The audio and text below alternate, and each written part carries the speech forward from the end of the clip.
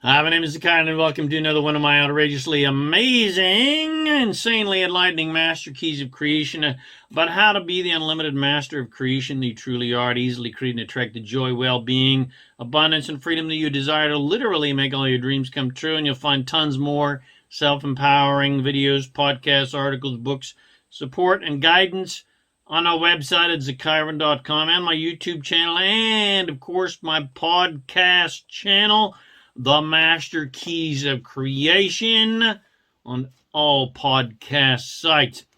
All right, so here we go. Everyone's a cosmic slut. One of the funnest games to play on planet Earth is love, sex, and relationship, and the subsequent emotional roller coasters and dramas associated with love, sex, and relationships. And one of the classic moralistic dilemmas that humans play with is sexual ownership, of their partners, of their lovers, of their girlfriends, of their boyfriends, etc. And of course, subsequently, jealousy, insecurity, as well as the exploration of the classics, monogamy, polygamy, homosexuality, bisexuality, etc., etc., and the hilarious concept of what constitutes a person who likes sex as we determine too much, as we judge them to be, and who we then classify as a whore, slut, man whore, as coined by the hilarious film Deuce Bigalow. Male prostitute, which I totally recommend putting on your top comedy list. Now, religion and the projection of guilt and shame upon us as teenagers and throughout life has created an insane amount of sexual conflict within humanity, who often struggle with the conflict between their natural, biological, hormonal, and just good old-fashioned fun desires for delicious sex and sensuality with multiple partners, and their beliefs and programs that say they are only supposed to love one person and desire only one person and have sex with only one person and love only one person, etc., until death do you part. And for some who know that guilt and shame are unnatural and who have a wide variety of desires in the love, relationship, and sexuality department, and those that give themselves more freedom in general, well, death can't come soon enough.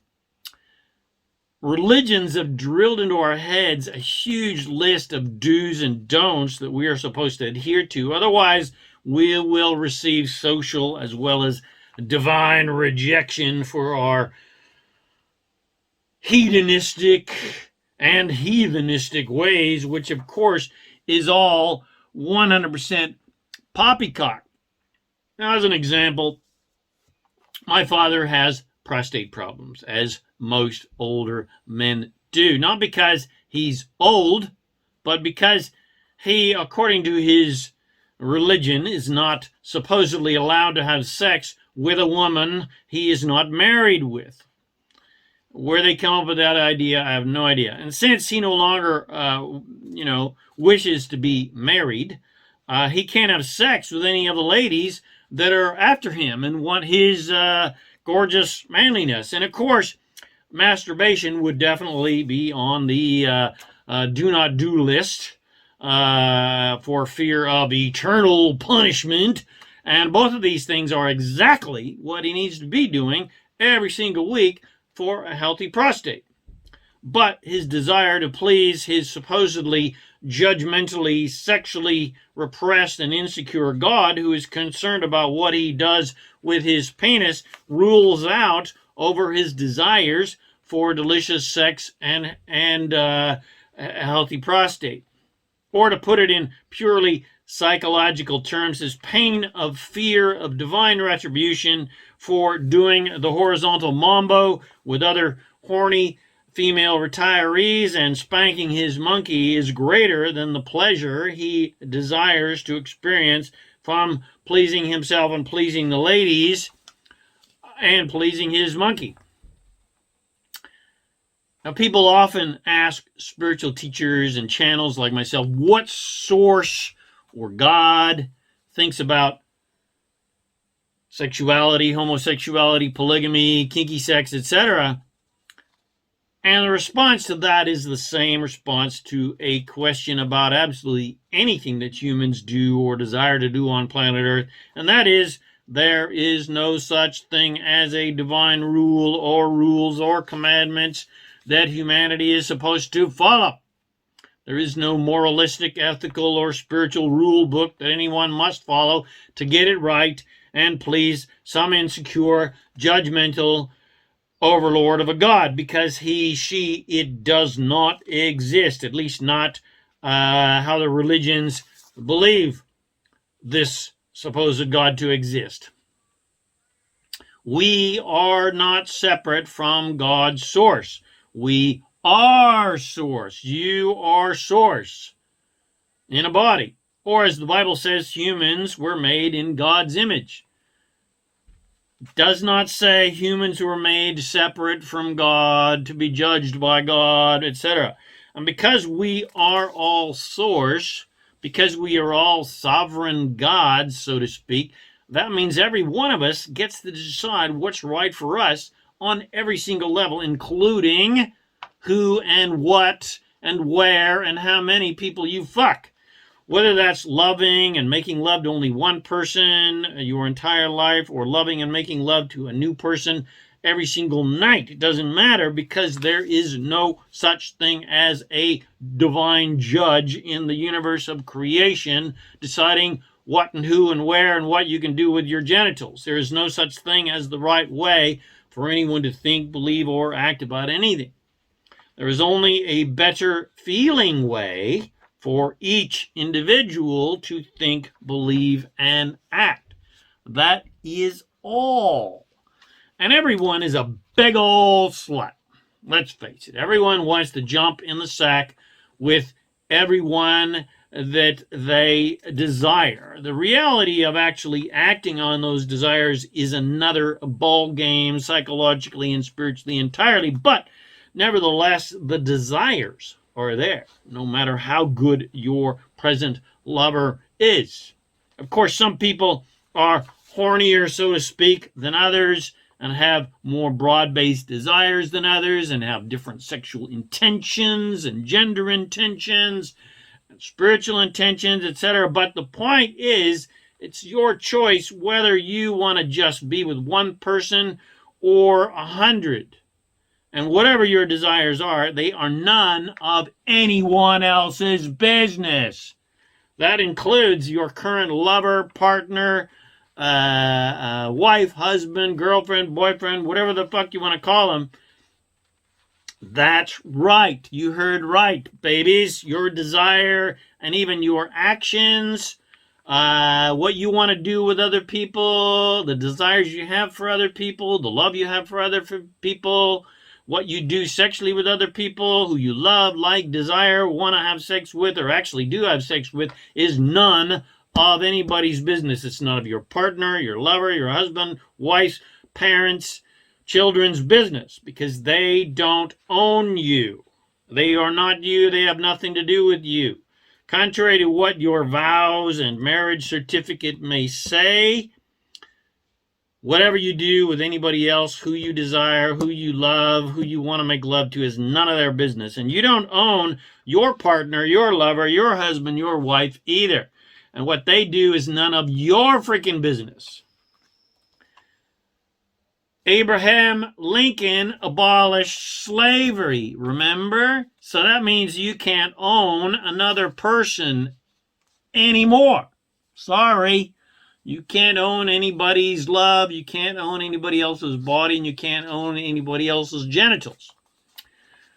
The key psychological factor to understand in regards to love and relationship and sex is, and this is not an easy one because we have been trained otherwise, is understanding that another person's love, admiration, desires for you, their loyalty towards you, their respect towards you, their honor towards you, their commitment to you, their etc., really doesn't have anything to do with you and the receivership of those nice things.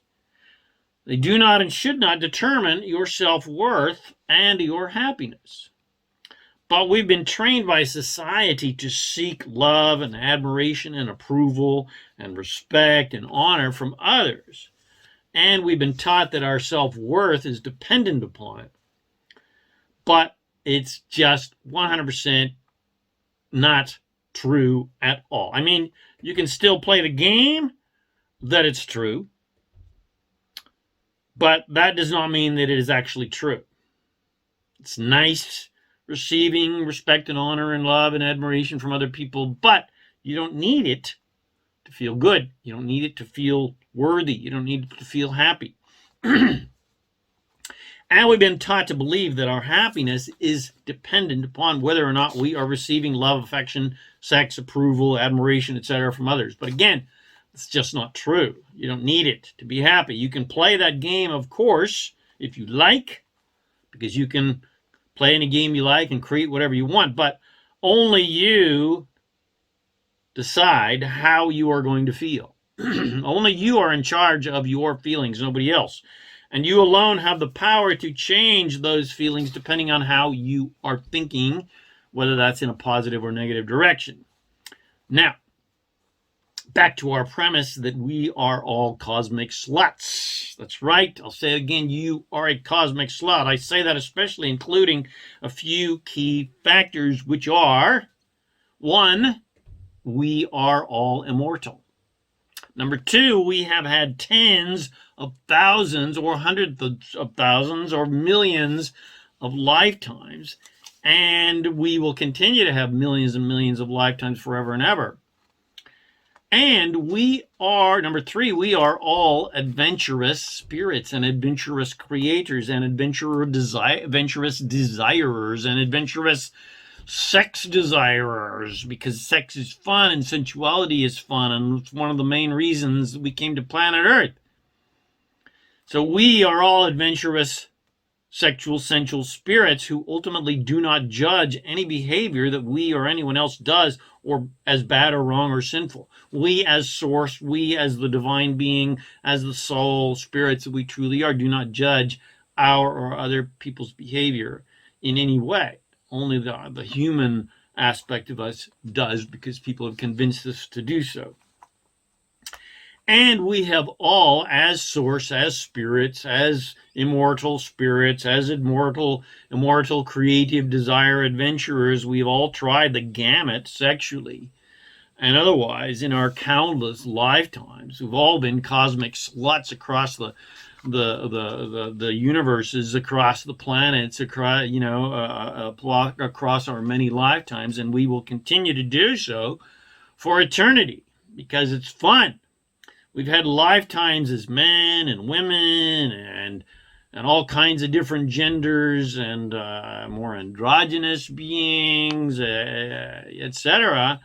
And we've had, lifetimes with intentions for monogamy and polygamy and homosexuality and bisexuality, etc., and transsexuality, etc. We, as well as lifetimes exploring the many permutations of homosexuality as well as gender, again, transsexuality, asexuality, whatever.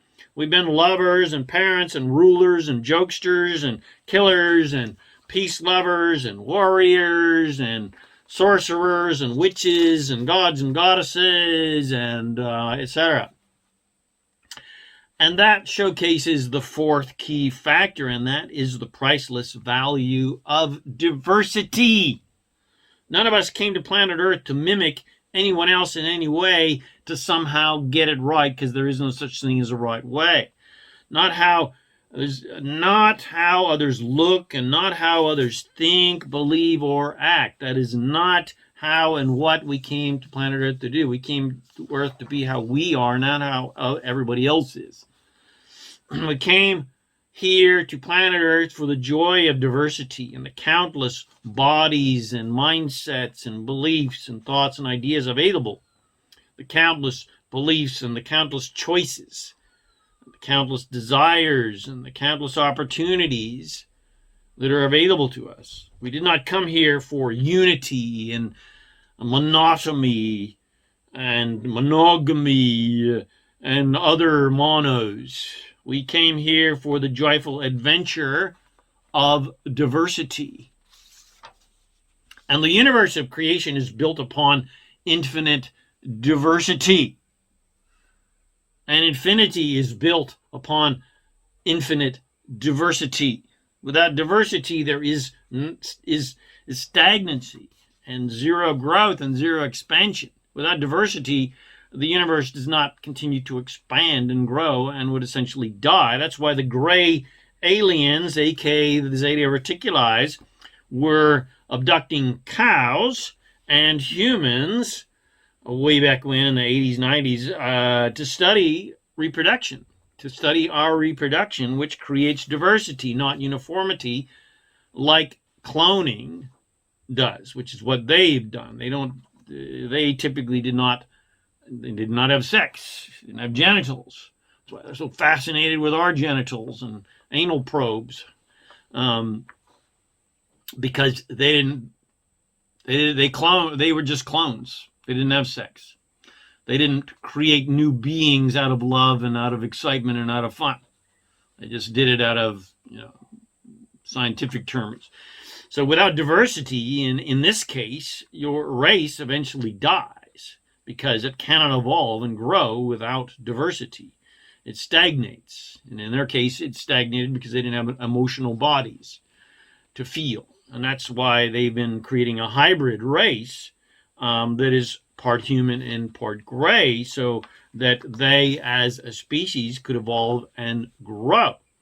That's why they were unfeeling dickheads, because they have no emotional body, no light body, and without an emotional body, you have no inner guidance system telling you what's good and what's not, and what feels good and what feels, that's why they seem unethical to me. That's why they seem immoral to us. But I digress a little bit. The point is, none of your desires are in any way wrong or bad or sinful or immoral or unethical, no matter how you may judge them or other people may judge them to be. And whether they could be judged that way by other humans or yourself or not, no divine figurehead judges your desires for any reason. And in fact, the entire universe of a creation is more than happy to help you create literally anything you desire unconditionally, and arrange all the cooperative elements of people that want to do that with you. That means no conditions attached, no judgments, no rules. Another very interesting two factors we all love playing with is the two-edged sword of freedom and security. And of course, this is a classic sort of male gender thing, but also a male and female vibrational thing for, in the same case for homosexuality people. Oftentimes they still have the polarity of a more masculine being and a more feminine being. And oftentimes the case is the more masculine is seeking more freedom, whereas the feminine is seeking more security. Of course, this is very general, not specific. We especially men, but also women desire freedom, especially because freedoms are, in general, for everyone, is our natural state of being. And we especially women, but also men desire, some men, of course, desire security. In other words, we desire diversity as well as monotony. We desire excitement as well as ease and normality. We desire speed and momentum as well as gentleness and ease and sublime bliss. And some people choose one side of the fence more than the other side, sometimes more desperately and addictively, while some try to play, on both sides of the fence a little bit more. Either way can be quite tricky. Too much of an extreme of excitement and momentum, and you burn out. Too much of ease and bliss, and you're bored to death. We see it all the time in the classic rom-coms, where the man or woman with a job and family who has no time for themselves secretly desires more freedom, more excitement, more diversity. They might even play around on their lover. And some people act on those desires, hence the classic affair situation. We all want our cake and we want to eat it too. We want the solid, loyal, committed lover, wife, husband, etc. But at the same time, we desire more variety and diversity because, as they say, variety is the spice of life. Here's where our swingers and our hippies and our gays took the ball and ran with it. They're just acting on the countless desires that the typically sexually repressed, religious, heterosexual community are desiring, but classically repressing, denying, and judging within themselves and other people. They're, the gay populace, the hippies, etc., are exploring what the majority of people are afraid to explore for fear of being smitten by a sexually repressed God who really desperately needs therapy. The key factor here is freedom. We are completely free to be, do, and have whatever we want. We're completely free to be as diverse sexually as we want or just want to be with one person. And the question is, what desires are you repressing or judging or overemphasizing at the expense of your desires for freedom? And I'm not just talking about sex and relationship and love. I'm talking about your desires for absolutely anything. Because we are infinite, unlimited creators, not mimickers of what we've been told to think, believe, and act and do by society. We didn't come here to be clones. We came here to be different than anyone else in every single way, not to try and mimic everyone else who seem to have it better or know more than us, or to somehow be more moralistic or ethical, or to somehow please some sort of insecure God. We're here simply for diversity, not some sort of cracked notion of unity. That means diversity of expression. That means diversity of feeling. That means diversity of thought. And the law of attraction ensures that we will always attract other actors in our own little plays that want to play in our movie to experience the countless adventures that we desire to experience from the countless forms of relationships that are possible. So the question is, Great Master, will you accept your true nature as a cosmic slut? And stop judging yourself and playing with the old games of shame and guilt, which are not your natural states of being. And will you experience the freedom and joy associated with not judging your behavior and other people's behavior, but instead embracing your desires and embracing your true nature as an infinite, immortal, unlimited creator and an unlimited desirer who desires everything? It desires immense diversity. Will you allow yourself to enjoy your delicious desires without judgment? To unconditionally allow yourself to desire anything without judgment, regardless if your desires have manifested or not, whether or not they could be judged as being moral or ethical, etc., or not. Will you make feeling good and being happy the most important thing? Because your natural state of being is joy. Because anytime you're judging yourself, playing the games of shame and guilt, you're not going to feel good. So instead say, well, that doesn't feel good. And I want to feel good. I want to be happy. So I'm not going to judge myself. I'm not going to judge my desires. I'm not going to judge other people's desires because that does not feel good. So will you make feeling good the most important thing because your natural state of being is joy? Or will you continue to follow your programming of repression and denial and judgment and shame and guilt, and subsequently continuing to feel terrible because those are not your natural states of being. It's up to you. Feel good by embracing your desires, or feel bad by repressing them and judging them and feeling shameful about them and guilty. It's your choice. Be non-judgmental, be unconditional, and be happy, or be judgmental, be a judgmental dickhead, be a judgmental vagina face, and feel bad. So, I hope you enjoyed my vodcast. Everyone's a cosmic slut. And it has helped you embrace your inner sluttiness.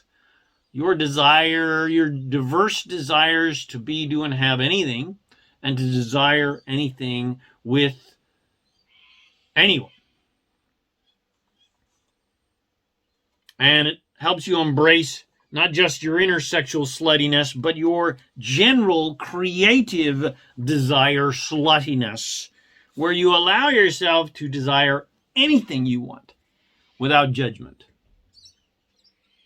And then you experience the delicious joy that you will experience from giving yourself the freedom that is also your natural state of being, where you give yourself the freedom to desire anything, to love anything, to do anything, to be anything without judgment.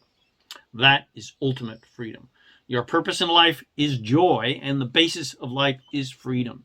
You have the complete freedom to do whatever you want, think however you want, be however you want, do however you want, and there's no such thing as judgment. There's no such thing as a judgment of God that is deciding that your desires are bad or good or unethical or sinful, etc. And if you want to be happy, give yourself complete freedom to think and be and do and feel however you want.